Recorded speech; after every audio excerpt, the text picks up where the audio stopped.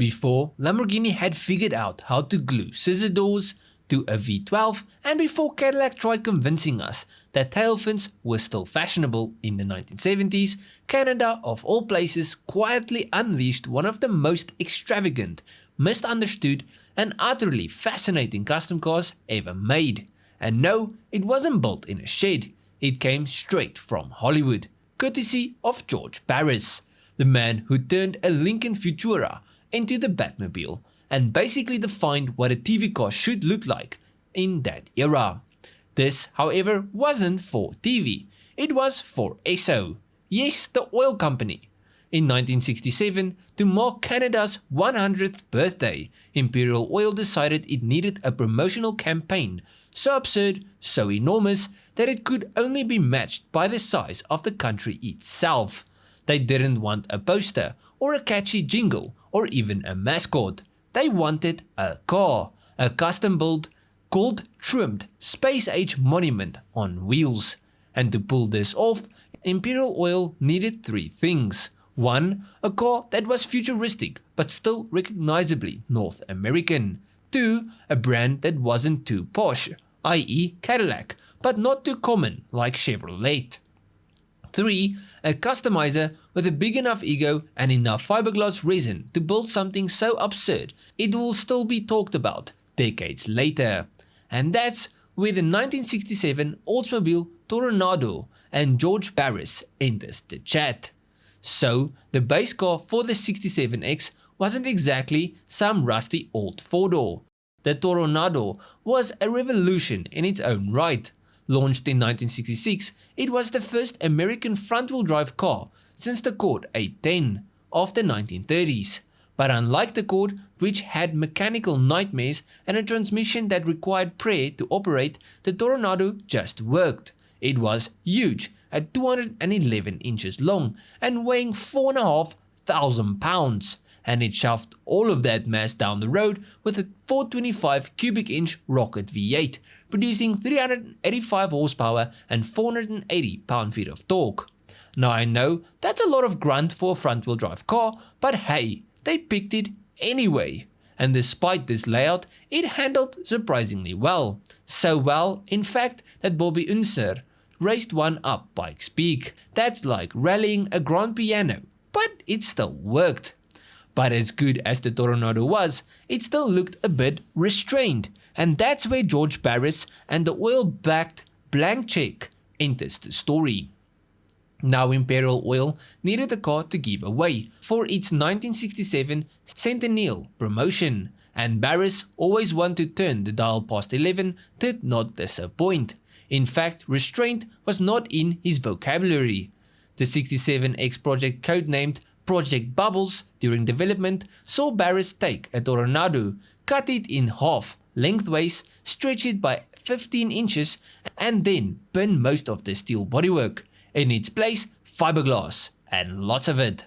Barris widened the hips, swooped the rear end, integrated curved glass windows, and gave the car a futuristic tail treatment that made it look like a starship.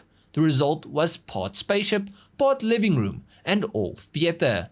The front retained some Toronado DNA, but only just. The grille was now flush and integrated, the fenders elongated, and the rear end was radically reworked into a sort of space-age bubble with fins. This wasn't so much a car as it was an oil-powered sculpture.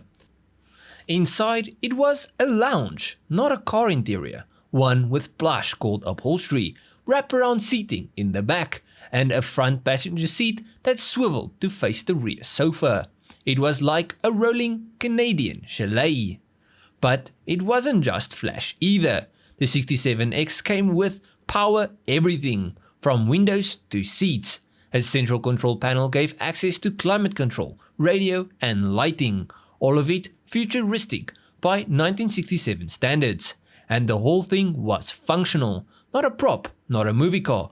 This thing was a real registered vehicle. But how much did it cost? Well, a base 1967 Toronado retailed for $4,800, which was a good chunk of change back then, but not outrageous. The Esso 67X, Well, try 52,000 each. In 1967, for that kind of money, you could buy the entire Cadillac range and have enough left to fuel it for a year. Imperial Oil paid George Barris $250,000 in total and then threw in a year's worth of free fuel, maintenance and insurance for the lucky winners. This was corporate excess in its purest form. Give away a space-age lounge, throw in petrol and hope the PR stunt lands. And it did. You see, the Esso Roadshow 67 was pure marketing brilliance. Canadians filled up at Esso stations, got safety trip cards, peeled flaps on game cards and tried to win cameras, TVs or if they were very lucky, one of the 4 Esso 67Xs. The first winner was announced during Game 4 of the Stanley Cup Finals on live national television. Cliff Hackett became the first person in history to own a Toronado limousine custom built by the man behind the Batmobile. He took his family on multiple trips, including one to Disneyland. Eventually, he sold it. The car passed through a few owners, eventually winding up in Texas with Roman Corpus, who still owns it to this day. And out of the original 5 built, Barris allegedly kept one for himself. 3 survive, and they show up occasionally at concourse events and private shows. Each one a snapshot of a time when marketing departments had big ideas. Oil companies had even bigger wallets, and George Barris was the man you called when subtlety was not on the menu. But at the end of this video, a surviving 67X is worth well into the 6-figure range. But it is priceless in terms of automotive history. It's a rare fusion of corporate ambition, national pride, and the unhinged genius of George Barris. Most importantly, it's proof that the car world doesn't always have to be serious. Sometimes it can just have some fun. But at the end of this video, please let me know what you guys thought of this video and what did you guys think of this car. And if you guys did like this video, please leave a like and subscribe to the channel. And if you guys did like this video, you'll most probably enjoy most of my other stuff. So just go through my channel, see if there's someone else I like. I'll check you guys in the next one. Cheers,